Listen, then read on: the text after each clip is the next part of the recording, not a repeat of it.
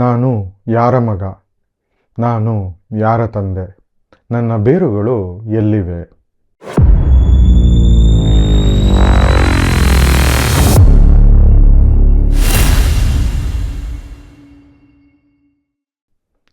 ನಮಸ್ಕಾರ. 64 ಚಾನಲ್ಗೆ ಸ್ವಾಗತ. ನಾನು ಚಂದನ್. ಭವ ಅಂದರೆ ಅಸ್ತಿತ್ವ, ಇರುವಿಕೆ, ಹುಟ್ಟು ಇತ್ಯಾದಿ. ಭವಬಂಧನ, ಭವದಿಂದ ಮುಕ್ತಿ, ಹೀಗೆ ಹಲವಾರು ಕಾಂಟೆಕ್ಸ್ಟಲ್ಲಿ ನಾವು ಭವ ಅನ್ನೋದನ್ನು ಉಪಯೋಗಿಸ್ತೀವಿ.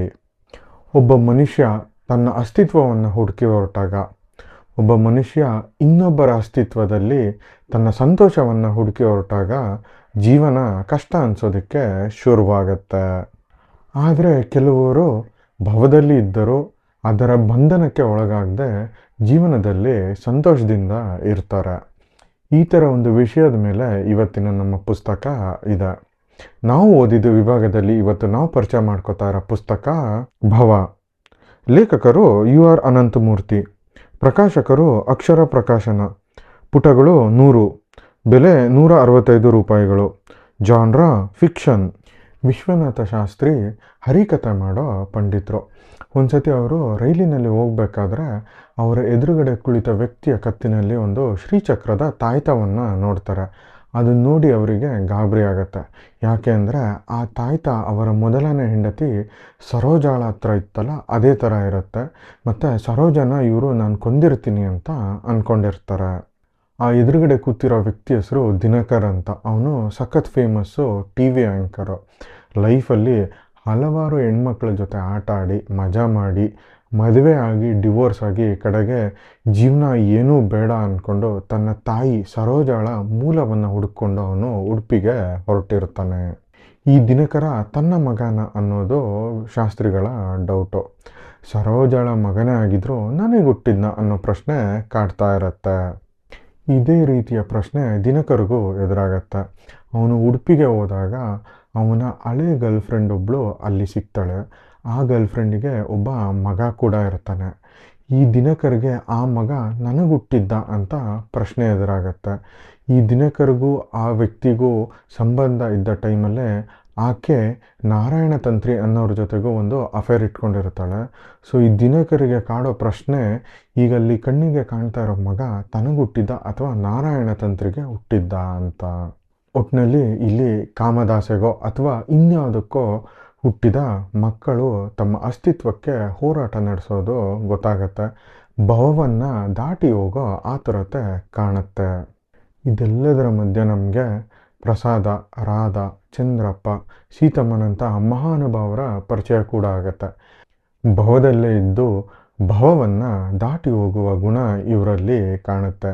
ಬಹುಶಃ ಅವರ ಕರ್ಮಫಲದಿಂದ ಅವರು ಇಲ್ಲಿಯೇ ಮುಕ್ತಿ ಪಡಿತಾರೆ ಅಂತ ನಮಗೆ ಅನಿಸೋದಕ್ಕೆ ಶುರುವಾಗತ್ತೆ.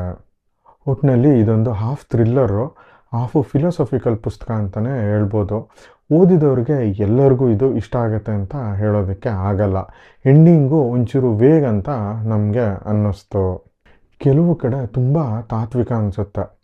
ಅದು ಬಿಟ್ಟರೆ ಕಥೆಯಲ್ಲಿ ತುಂಬ ಟ್ವಿಸ್ಟ್ಗಳಿದ್ದಾವೆ. ಓದುಗನನ್ನು ಇಂಟ್ರೆಸ್ಟಿಂದ ಓದೋ ಹಾಗೆ ಮಾಡುತ್ತೆ. ಅನಂತಮೂರ್ತಿ ಅವರ ಬರಹ ವೈಚಾರಿಕತೆನ ಇಷ್ಟಪಡೋರು ಡೆಫಿನೆಟಾಗಿ ಈ ಪುಸ್ತಕವನ್ನು ಓದಲೇಬೇಕು. ಬನ್ನಿ, ಈ ಪುಸ್ತಕದಿಂದ ಒಂದು ಸಣ್ಣ ಪ್ಯಾರಾಗ್ರಾಫು ನಿಮಗೋಸ್ಕರ. ಅದಕ್ಕೂ ಮುಂಚೆ ನಾವು ಮಾಡ್ತಿರೋ ಈ ಕನ್ನಡ ಪುಸ್ತಕವನ್ನು ಪರಿಚಯಿಸೋ ಕೆಲಸ ನಿಮಗೆ ಇಷ್ಟ ಆಗಿದೆ ಅಂದರೆ ದಯವಿಟ್ಟು ನಮ್ಮ ಚಾನಲ್ಗೆ ಸಬ್ಸ್ಕ್ರೈಬ್ ಆಗಿ. ಈ ವಿಡಿಯೋನ ಲೈಕ್ ಮತ್ತು ಶೇರ್ ಮಾಡೋದು ಮರಿಬೇಡಿ. ಮೊದಲನೇ ಪ್ಯಾರ. ಪೂಜೆ ಶುರುವಾಗುವುದಕ್ಕೆ ಮುಂಚೆ ಎಲ್ಲ ಸಿದ್ಧತೆಯೂ ನಡೆಯಿತು. ನಿರ್ಲಕ್ಷ್ಯದಲ್ಲಿ ಅಲೆಯುವ ಸರೋಜಾಳ ಕಣ್ಣುಗಳು ಕರುಣಾಕರ ಪಂಡಿತ ಪಟ್ಟೆ ಮುಡಿಯುಟ್ಟು ರಂಗೋಲೆಯನ್ನು ಕುಂಕುಮ ಅರಿಸಿನವನ್ನು ಬಳಸಿ ಮಂಡಲ ನಿರ್ಮಿಸುವುದನ್ನು ನೋಡುವುದರಲ್ಲಿ ತಲ್ಲೀನಗೊಂಡವು. ಅವನಿಗೆ ಶ್ರದ್ಧೆಯಿಂದ ಬತ್ತಿ ಹೊಸೆದು ಕೊಟ್ಟಳು. ತೆಂಗಿನ ಸಿಪ್ಪೆ ಬಿಡಿಸಿಕೊಟ್ಟಳು. ಬೆಳಗಿದ ಚೊಂಬಿನಲ್ಲಿ ಶುಭ್ರವಾದ ಎಳ್ಳೆಣ್ಣೆ ತಂಡುಕೊಟ್ಟಳು. ಇವನ್ನೆಲ್ಲ ಶಾಸ್ತ್ರಿಗಳು ಶುಭ ಚಿಹ್ನೆ ಎಂದು ಕಂಡು ಹರ್ಷಿತರಾದರು. ಎಂದಿಲ್ಲದ ಗೆಲುವು ಸರೋಜಾಳಲ್ಲಿ ಮೂಡತೊಡಗಿತು. ಅವಳು ಅಡ್ಡಾಡಿಡ್ಡಿಯಾಗಿ ತೆರೆಯುತ್ತಿದ್ದ ಬೈತಲೆ ನೇರವಾಯಿತು. ಮದುವೆಯಲ್ಲಿ ಕೊಟ್ಟ ಆಭರಣಗಳನ್ನೆಲ್ಲ ಧರಿಸತೊಡಗಿದಳು. ಪೂಜೆ ಮುಗಿದ ಮೇಲೆ ಅವಳು ಕೊಡುವ ಕಾಫಿ ಹದವಾದ ಬಿಸಿಯಲ್ಲಿ ತನ್ನ ವಾಸನೆಯನ್ನು ಕಳೆದುಕೊಳ್ಳದಂತೆ ರುಚಿಯಾಗಿರುತ್ತಿತ್ತು. ಯಾವತ್ತು ಹಳೆಯ ಡಿಕಾಕ್ಷನ್ ಬಿಸಿ ಮಾಡಿ ಅವಳು ಕಾಫಿ ಕೊಟ್ಟದ್ದಿಲ್ಲ. ಕರುಣಾಕರ ಪಂಡಿತನನ್ನು ಕ್ರಮೇಣ ಅವಳು ವಿಶ್ವಾಸದಲ್ಲಿ ಹಚ್ಚಿಕೊಂಡಂತೆ ಕಂಡಿತು. 1 ತಿಂಗಳಿನ ಪೂಜೆಯಲ್ಲಿ 15 ದಿನಗಳು ಕಳೆದವು. ಅವಳ ಐನೀರಿನ ನಂತರ ಪೂಜೆ ಶುರುವಾದದ್ದು. ಪೂಜೆಯ ಮಧ್ಯೆ ಅವಳು ಮುಟ್ಟಾದಾಗ ತಾನೊಬ್ಬನೇ ಪೂಜೆ ಮಾಡಬೇಕು. ಇದು ಕರುಣಾಕರ ಪಂಡಿತನ ಪದ್ಧತಿಯಾಗಿತ್ತು. ಇನ್ ಕೇಸ್ ಈ ಪುಸ್ತಕವನ್ನು ನೀವು ಆಲ್ರೆಡಿ ಓದಿದರೆ ನಿಮ್ಮ ಅನಿಸಿಕೆನ ಕಮೆಂಟ್ ಮೂಲಕ ತಿಳಿಸೋದು ಮರಿಬೇಡಿ. ಮುಂದಿನ ವಾರ ಹೊಸ ಪುಸ್ತಕದೊಂದಿಗೆ ನಿಮ್ಮ ಮುಂದೆ ಬರ್ತೀವಿ. ಅಲ್ಲಿಯವರೆಗೂ keep reading, stay curious. Video ನೋಡಿದ್ದಕ್ಕಾಗಿ ಧನ್ಯವಾದಗಳು. ನಾನು ಚಂದನ್, ಸೈನಿಂಗ್ ಆಫ್.